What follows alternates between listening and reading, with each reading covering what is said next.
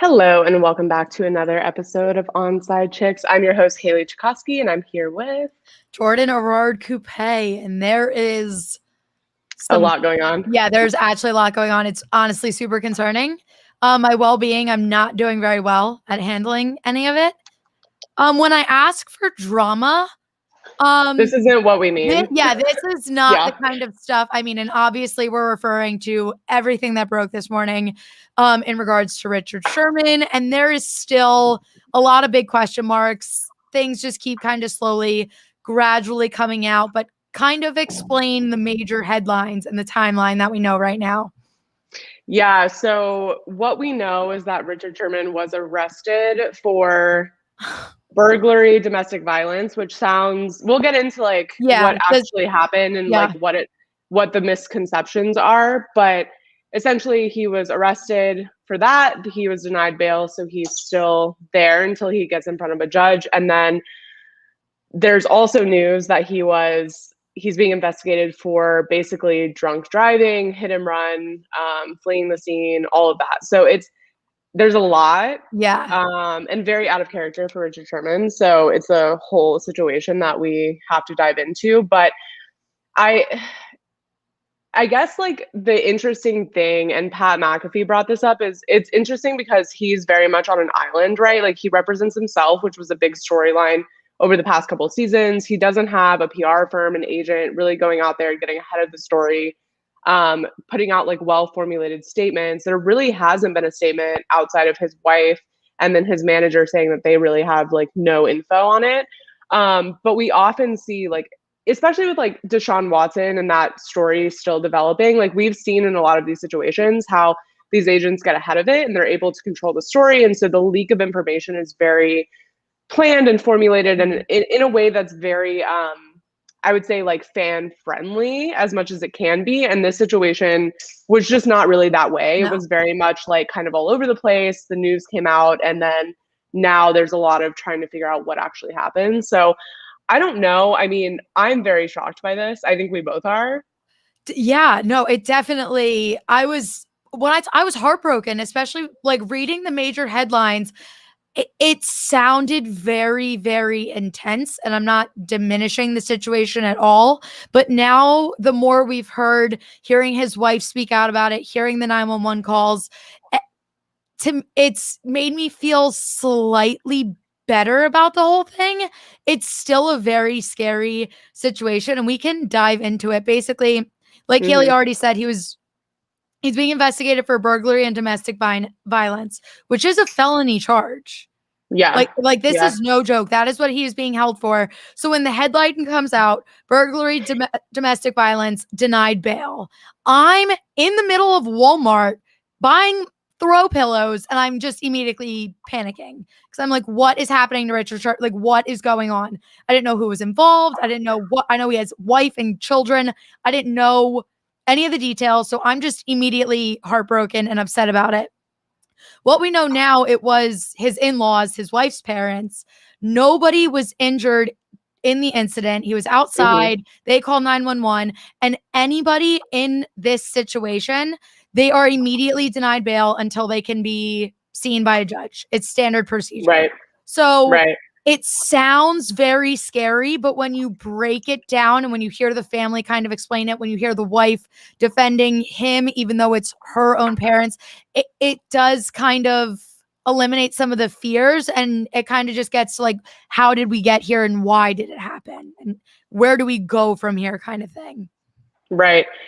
Yeah. And that's the whole thing is like you said, in Washington State, no one who gets charged with domestic violence or domestic violence related crime is allowed bail, right? So it's a little more dramatic in the headlines than it is in real life. But again, it's just weird. So out of character. It's so out of character. I picture Richard Sherman as the class act, the leader, the mentor, someone who kind of just shows up and honestly is an example.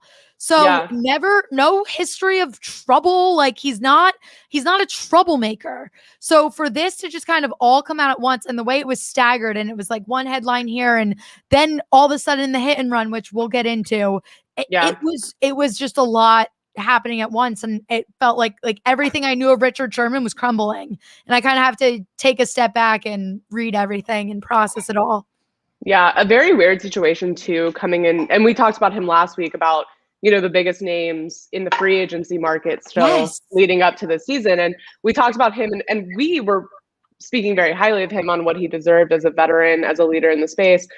And it just seems weird that when you're looking for that deal, you're a free agent. It's also strange because typically a team comes out with a statement, but he has no team here to make a statement, no team to meet with him and discuss the situation or give any sort of context or clarity around it in an Yeah. organized manner. So it's very strange. It's very unique. And honestly, that's 32, front offices that are very glad that they don't have to put out a statement about it, for sure. But at the same time, very interesting, very weird, and a weird time for it to be happening. But yeah, so the hit and run situation was essentially he is believed to be under the influence. They obtained a warrant for a blood sample, so that's being tested. And he's expected to see a judge tomorrow for the domestic violence charge. So he could be out as early as tomorrow. We just have no clue how that's going to unfold or what's going to happen. But yeah, this hit and run situation, again, very out of character. Like just not Yes. something that you would ever think he would do. And like, so driving under the influence, I think they said that he drank 2 full bottles of liquor. Which So that would end my life. I would be dead. Yeah. Yeah. I wouldn't be alive. I'm drunk on 2 beers. Right. So the thought of him consuming, that's extreme. Yeah. It's crazy. And then like when you look at these news articles, it's wild because, and I have one pulled up, which is why I'm bringing it up, but the related articles that are sorted by just like Richard Sherman, right? It's like donates more than $7,000 to help eradicate lunch debt for middle schoolers. It's like all of these things are just so. Yes. He is a VP of the NFL Players Association, their Right. executive committee. Like it's really mind-boggling, and the timeline of how everything happened. So basically the hit and run, which me and Kaylee were talking about this before the show. I see Richard Sherman associated with a hit and run after this domestic violence charge comes out. I'm thinking, oh my God, he hit someone with his car, he injured or killed someone, and then went and tried to break into a family home. Like, I'm like thinking the worst. And it's bad. It's very bad. But the hit and run, it was property. Wasn't it like a state transportation vehicle that he hit? I think so. And there was also talk of like a cement median type of thing. So more property damage than anything else. Yes. He also sustained injuries, minor, and so did the police officer that was there to arrest him for the domestic violence charge. So there's a lot of factors in this whole thing and a lot of things that are going to contribute to what happens once he sees a judge, because it's not so clear cut and we don't know the situation. All we know is that he showed up and was aggressive and they called the police. And I think and that's, it'll unfold. We're so early in the situation. Obviously it happened like early this morning, like 2:00 in the morning. So we still don't know any details. And like I mentioned, like he has no agent, there's no team speaking on his behalf. So there's a lot of things that like we just don't know that maybe we would normally know from an official source. Obviously, there's a lot of articles speculating things based on rumor or just what's been leaked out to the public so far. But I don't know. It's upsetting for sure because I think there's not a lot of veterans left in this league that we really believe in, both athletically and personally, as people to be leaders to the younger generation coming up. So it's a little unfortunate that this happened with him. That's because we are in that. And this is really, obviously, I've seen veteran guys that we love retire, but this is the first time in my life that I've really experienced like a full on passing of the torch. Like mainly for the most part, all the guys that I've grown up with are almost out of the league or pushing it.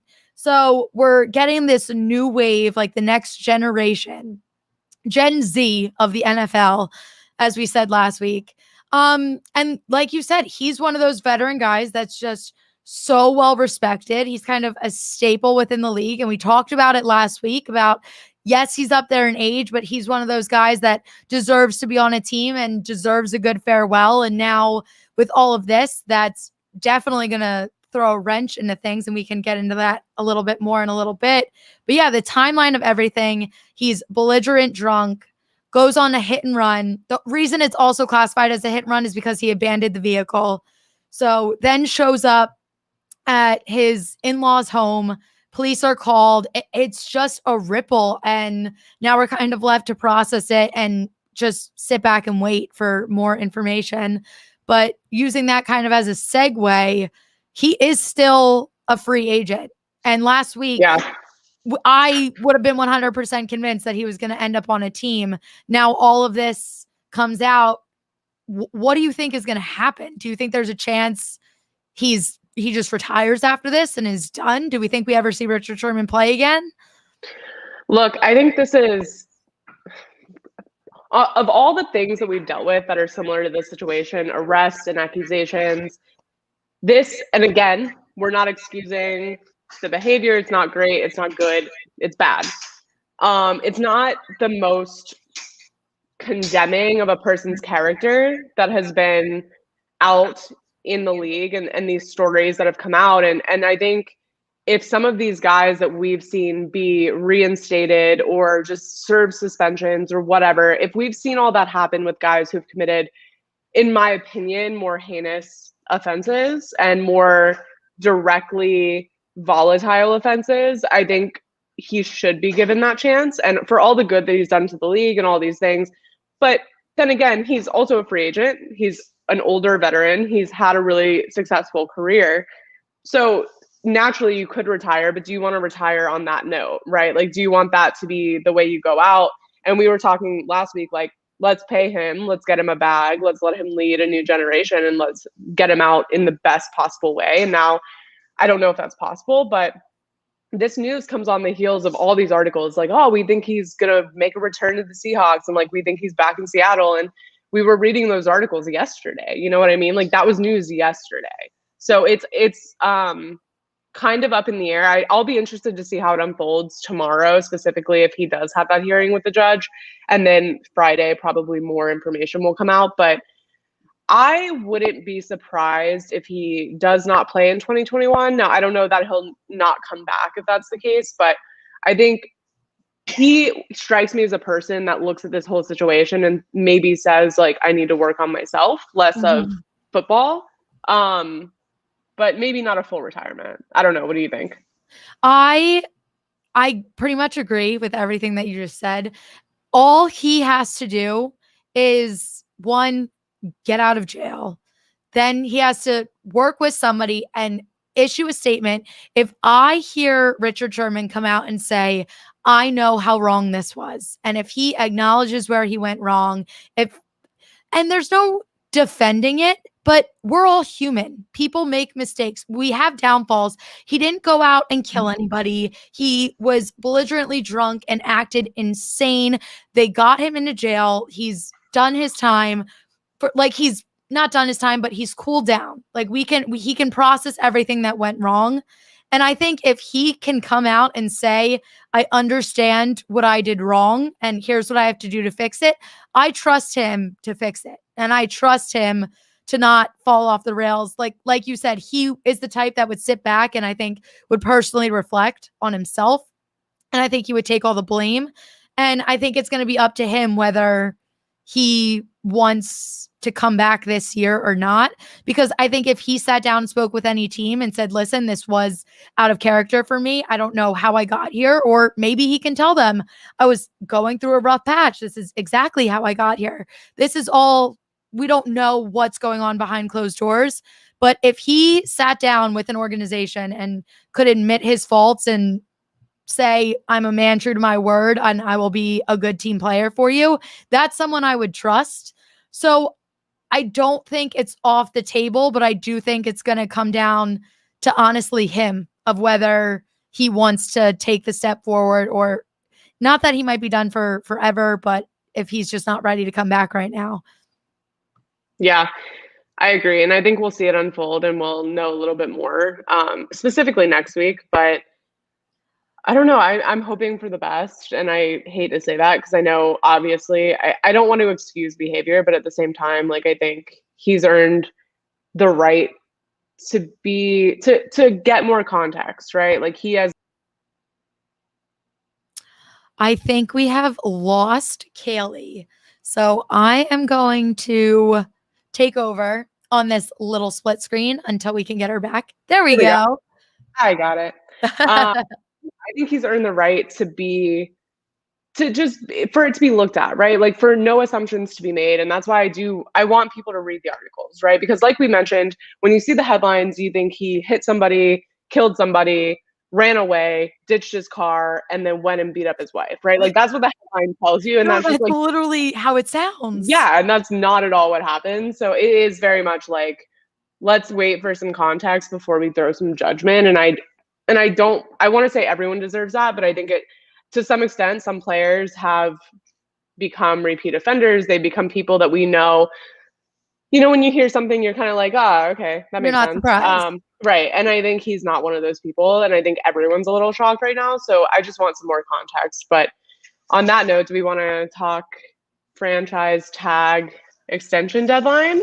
Yes, let's make a move. So that's all we know about Richard Sherman for the time being. We can sit here and speculate all night about what we think happened, what led to it, what's going to happen. But until more news comes out, there really isn't anything more we can say. But what we do know is tomorrow, July 15th, that's the deadline for all the franchise tag guys to extend and get a long-term deal within their organization. So there are some big names, and they're all in very different positions, and yet all in a very similar position in the same sense. Allen Robinson, Chris Godwin, Marcus May, Cam Robinson, they're the big names right now that got the tag and don't seem to be in the next 12 hours. Doesn't seem like any big deals are being made. No. I think the one that hurts me the most with this is Allen Robinson. Yeah. Because we've said it before, the Bears have trapped him. They trapped him this season. And I wish they would just open up a dump truck of money and bury him in it. And it's like, sorry, we got you stuck here. Sorry, Andy Dalton is your QB1. We got Justin Fields. We'll work with you and him when we can, but just take all of our money and do the best that you can, because that's what you deserve. Yeah. And I have mixed feelings about this one because Allen Robinson, near and dear to my heart, as you know, but I can't decide if a deal benefits him or not, right? Because when you look at the team, from the team perspective, of course this benefits them, right? Because you look at it, and right now you're paying him almost $18 million just in 2021, because franchise tags come off the books, come off the cap all in 1 year, right? You don't get to do what the Bucs did and prorate for the next 10 years down the line and kind of screw yourselves over. You only get that 1 year. And that's a large cap hit going into 2021, which already has a very low salary cap, right? Yeah. And now you look ahead to 2022, and we know that's going to be wildly higher. We know they're going to have a lot more money to play with. They're going to be able to be a little more flexible with some of these guys and really get top talent and be able to kind of play with those numbers a little bit more. So you would think that they would want to sign him and then prorate his bonus, prorate his base, and do all that down the line and say, you know what, like, we want to keep you. And like you said, you've got Justin Fields, right? So you want to have that established connection. You want to build that down the line. If Justin Fields is your franchise quarterback, which I would hope you're planning that, just based, but we don't know. It's the Bears. Like, who knows? But at the same time, if you're planning for him to be your franchise quarterback, you need a franchise wide receiver to pair with him to help him grow in that role. And we've seen that be really successful for rookie quarterbacks as they come in, is having that go-to guy. And so but I don't know that it benefits Allen Robinson, right? Because if you are locked in, you're locked in. Yeah. So and what he's experienced in Chicago, I'm not I'm not confident that he, one, is very pumped about being there still, Yeah. or two, is even looking for that long-term solution, and maybe that's why it hasn't happened. But I, it doesn't matter, regardless, he's going to make bank next year, Yep. even if it's not with the Bears, right? Yep. And I think he's going to benefit from the situation regardless. Either you make 18 million this year and then you get a huge deal next year because you're probably going to ball out. You've had consistent seasons where you're this top player. He's fourth in the NFL in receiving yards behind Stephon Diggs, Travis Kelce, and DeAndre Hopkins. And when you look at those quarterback situations, it's not even a comparison, Yeah. right? They're sitting in much better situations. So it's very shocking that they didn't get it done. But I almost think that it might be more on him not wanting to stay in Chicago for 3 to 4 years. So I don't know. I That's love fair. him. I think I just got excited. Now, obviously, they're not naming Justin Fields their QB1 for reasons. I mean, I get it. You want to sit the rookie, but you're sitting the rookie behind Andy Dalton, which is a QB2 himself. So it doesn't make really any logical sense to me, but it's the Bears. So I don't know what I was really expecting. But in my mind, I have a feeling Justin Fields will be starting by week 3, week 4. They're going to throw Andy Dalton out there. I think it's going to be a hot mess, and then they're going to put him in. Not that Justin Fields is going to come out and be this stud from day one, but I really think he is their best option. And I am so for in certain situations, letting the rookies get out there and kind of be thrown into the fire. That's a good way to learn, especially when you don't have a strong vet to sit behind. It's not like you're learning from the best of the best. Right. So in my mind, I was kind of thinking you have Justin Fields. If you can work on making him your long-term guy, build that connection with him and Allen Robinson, that could be lethal. But you're probably right. Like, Allen Robinson is probably sick of Chicago, which I absolutely don't blame him for. No. There's nothing that really should excite him. He shouldn't trust them either. So we'll see what happens.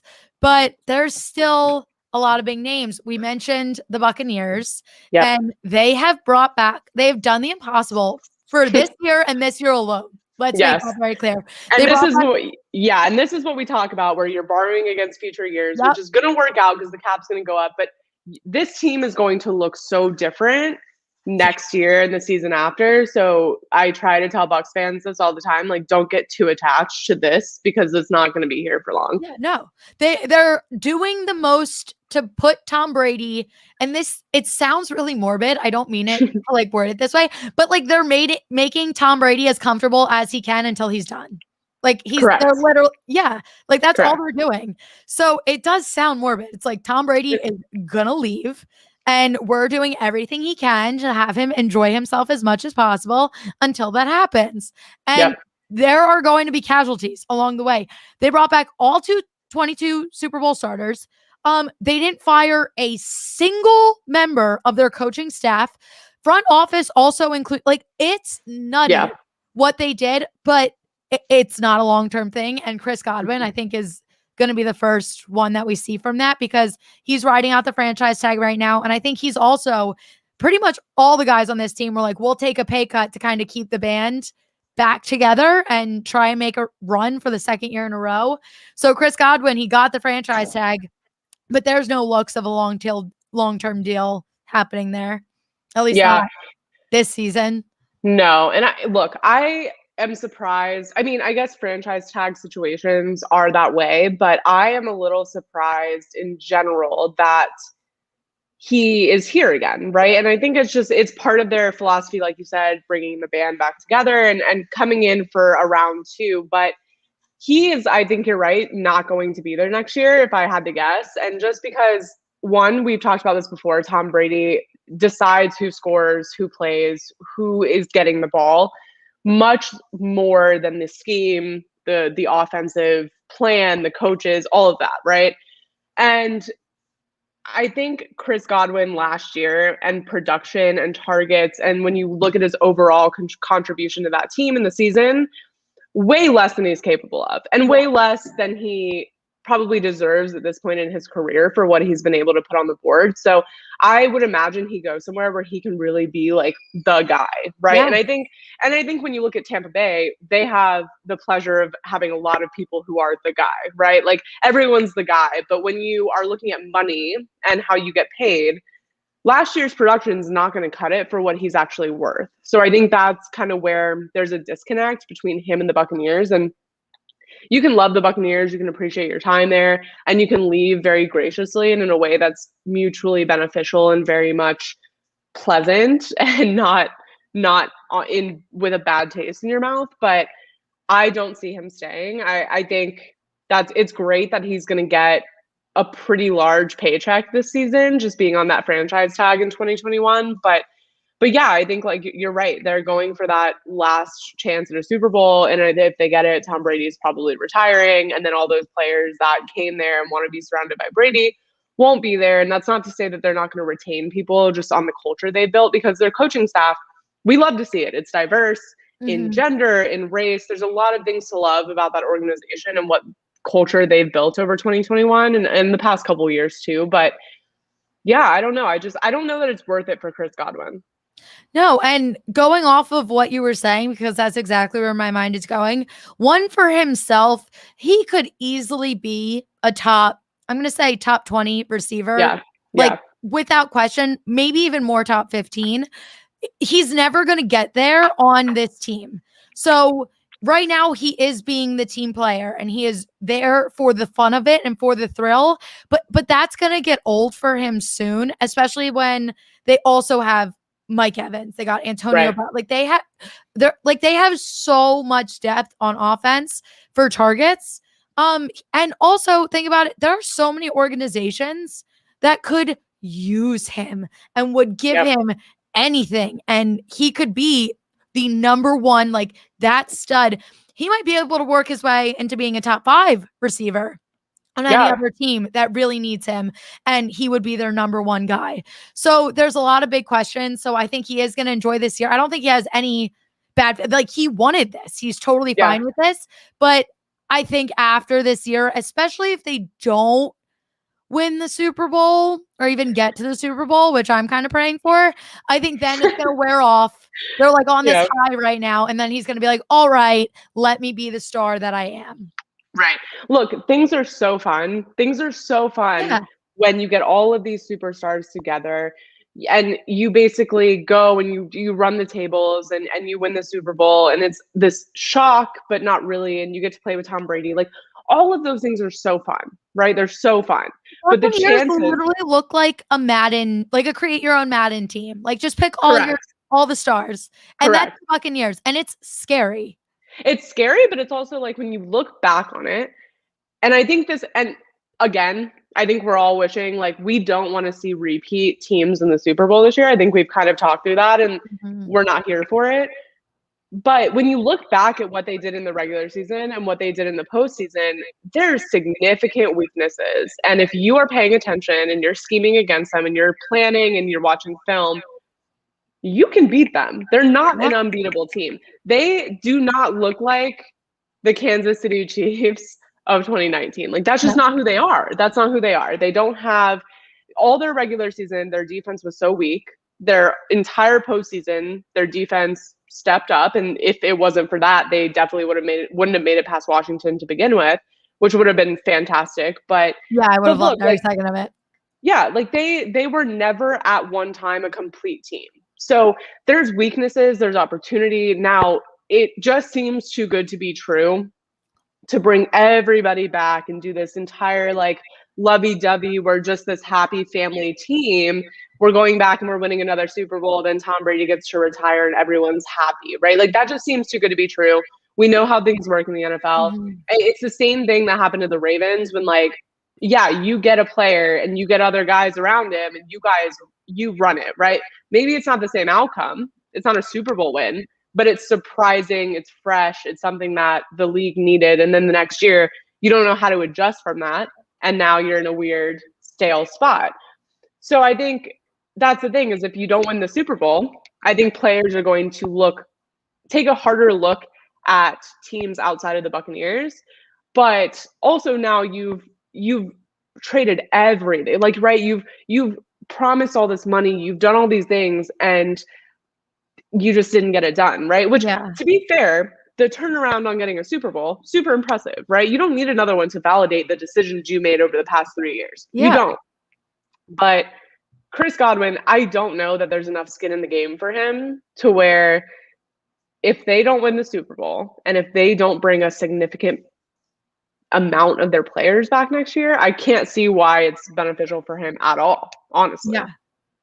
No, and we're at the point in the league, and this is something I fully support, where players, and not selfish in a bad way, but selfish and they want what's best for themselves. And I am so for it. I'm so for players. It's not just I'm on this organization and I'm going to do whatever you ask me to do. Players have a say now, and they can make the decisions and get themselves into situations that best suit them.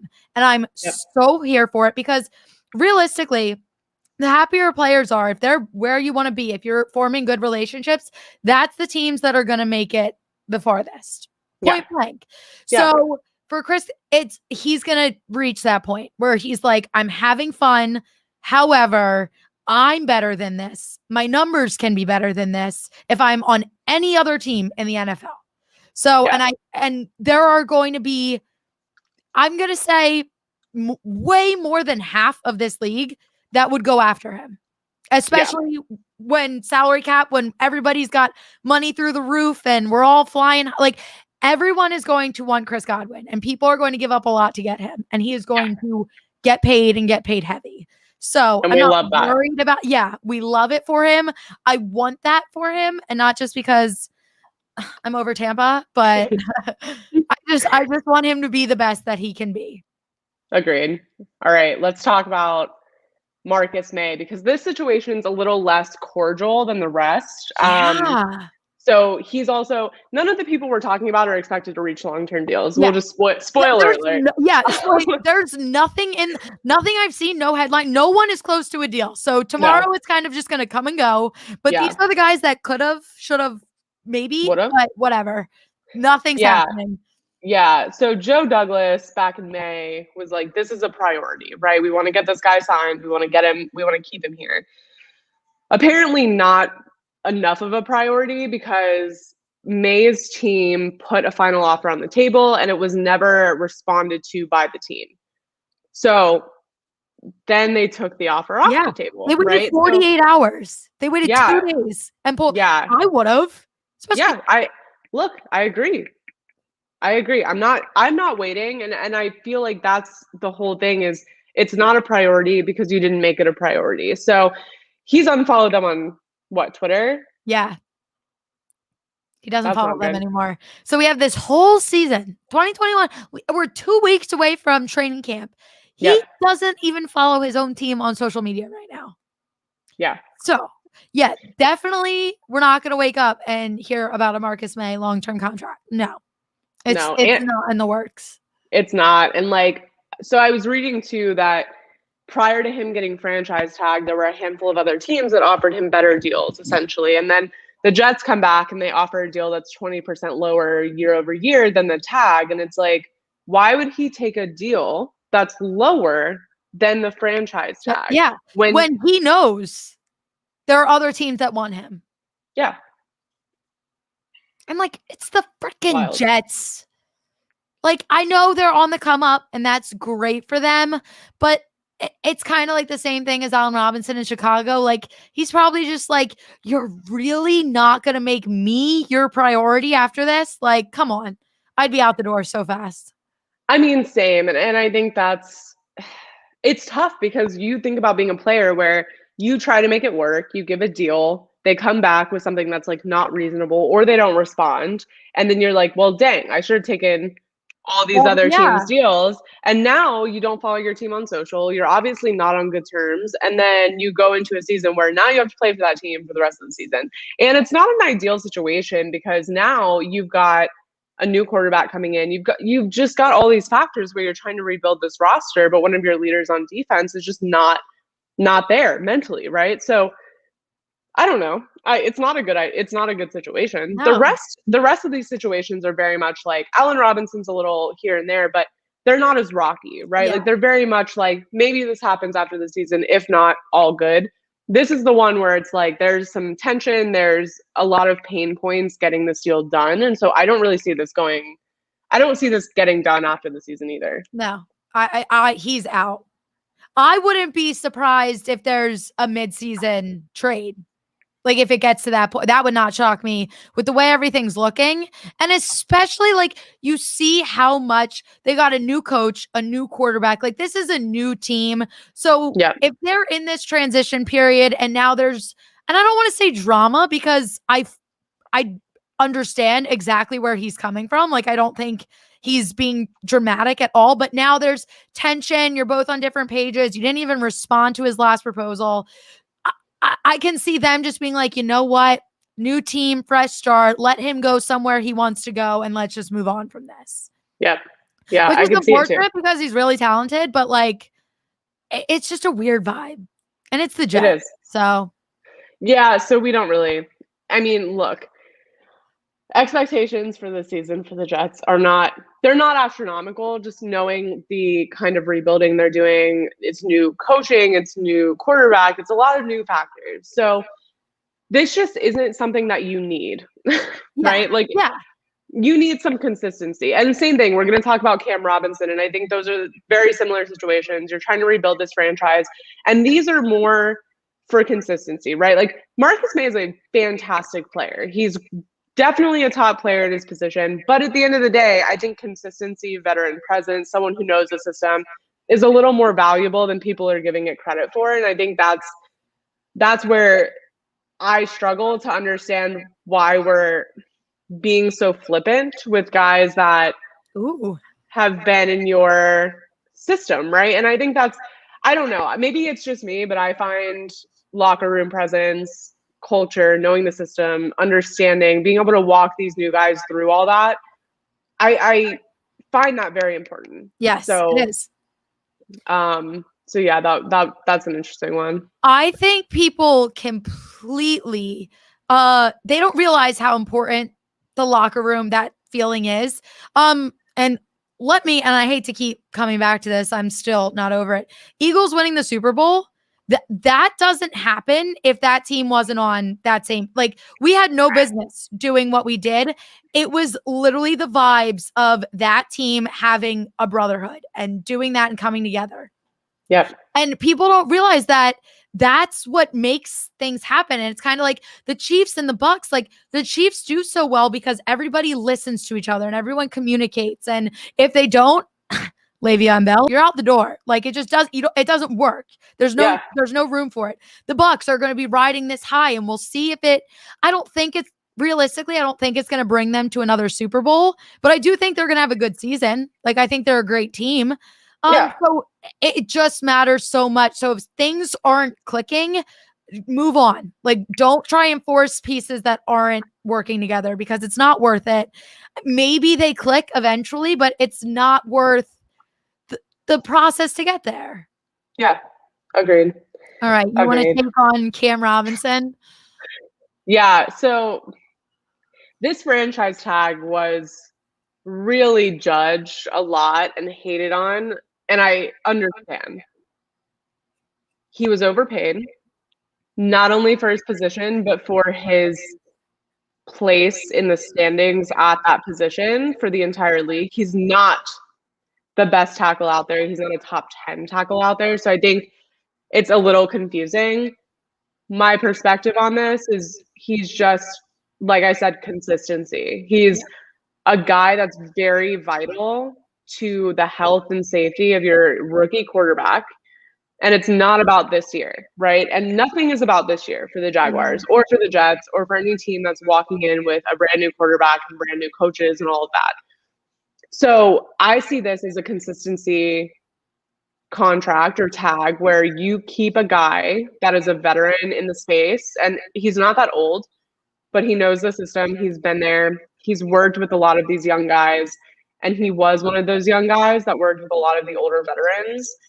And he's going to be able to communicate all of that to Trevor Lawrence in a way that maybe someone coming in new wouldn't be able to. But again, $13.8 million is a lot. Yeah. So I don't know. Maybe he gets good, right? We've seen ups, we've seen downs. We've seen him perform exceptionally well, and then we've seen him be like, what are you doing? Do you know how to play football? And there's really no in between. And I just hope he keeps Trevor Lawrence at least more on his feet and we get through this season. But a long-term deal, I'm not mad that it's not happening. Yeah. No, I think it's fair. Let this play out, see how everything is going, and then take a look at it next year when everybody's rich and happy. Everyone will be rich and happy next year. It's so crazy. And I feel like think about it. There was an unprecedented amount of movement in general. Started last year, this year especially. Now next year, it's going to be in the back of everyone's mind. Everyone's switching numbers. You can switch teams. And now everyone's going to have a boatload of money. Like, I think it's going to be insane. Yeah. No, I'm excited. I think it's going to be fun. I think this year, I think the constraint of the salary cap has made things pretty interesting. I think there's just a lot of movement. There's a lot of, like we mentioned last week, free agents that still don't have a home, which are pretty surprising. And then, there's just a lot of teams tightening their purse strings. And we talked about some of those guys last week. Like the Saints really cut a lot of guys that otherwise would make really good placements on their roster. Yeah. But I feel like the Saints had it. They had to make cuts that probably hurt them. Yeah, no doubt. No doubt. I'm nervous for the Saints. I'm nervous as well. And I think this whole quarterback competition is so strange to me. I guess I get it because Taysom Hill has been that guy who's just kind of there and he's super flashy and that's great. He's also not a quarterback. And I'm just going to say that he's not a quarterback for an entire season to be your QB1 from start to finish in a 17-week NFL season and postseason if that's your goal, which it's everyone's goal. Yeah. So especially for the Saints. Yeah. Yeah. So I don't know. I'm interested to see where that goes. I mean, I'll put it this way.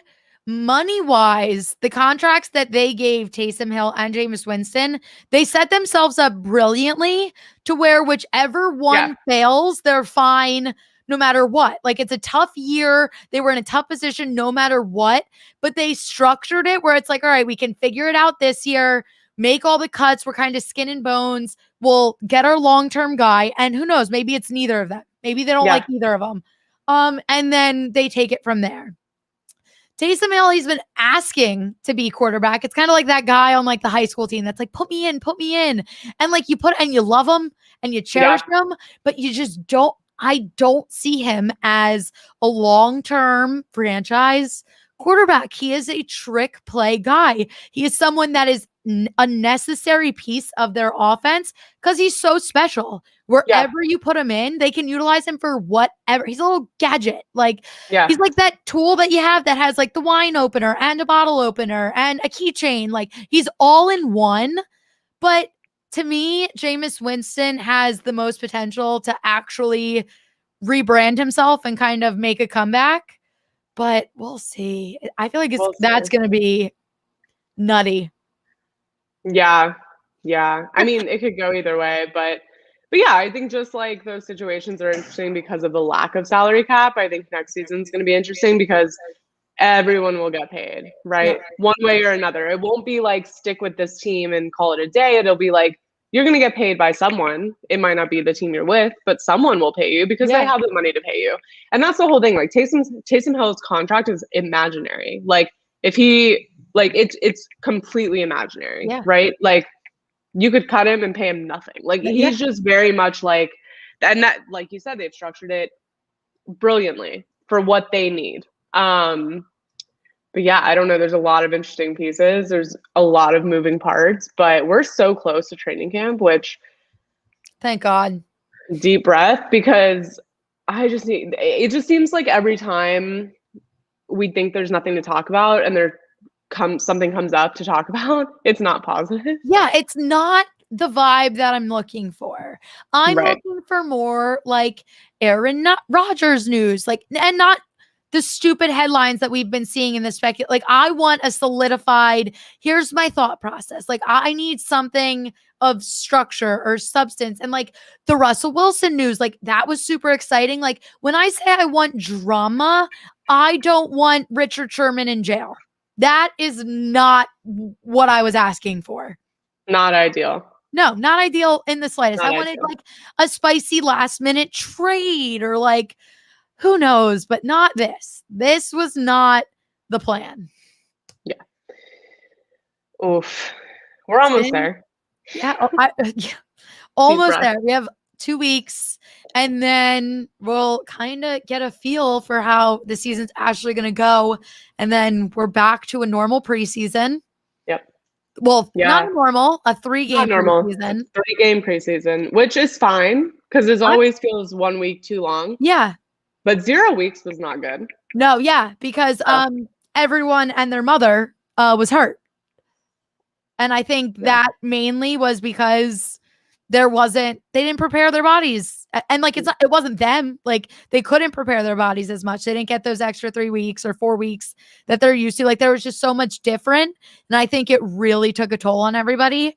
So I'm definitely excited for a normal season. Yeah, and we'll see what happens. There's still a lot we're waiting on. We will. All right. Well, that's it from us today. Yeah. We did it. We did the thing. We did it. Kaylee's got a lot going on right now. She's moving. Yeah. Popped her tire. I've got a janky setup with no mic, no light, no camera, no anything. So the show went on. It did. It went on. We did it. We did another week. You want to tell them where they can find us, follow us, like us, all the things? Yes. So you can find us YouTube and Twitch at Onside Chicks. Make sure to subscribe to us there. You can find us on Apple and Spotify, Onside Chicks. Make sure to follow. Both of those are follow. Mm-hmm. Follow. Turn your notifications on. Give us a rating. Give us a comment. All that fun stuff. On Instagram, we are at Onside Chicks. On Twitter, we are at Onside Chicks Pod. TikTok, we are at Onside Chicks. I think we've hit all the bases. That's it. Yeah. Yes. Make sure to give us a follow on everything. Do it. Yes. Or else. All right. We'll catch you guys next week. Bye. Yes. Bye.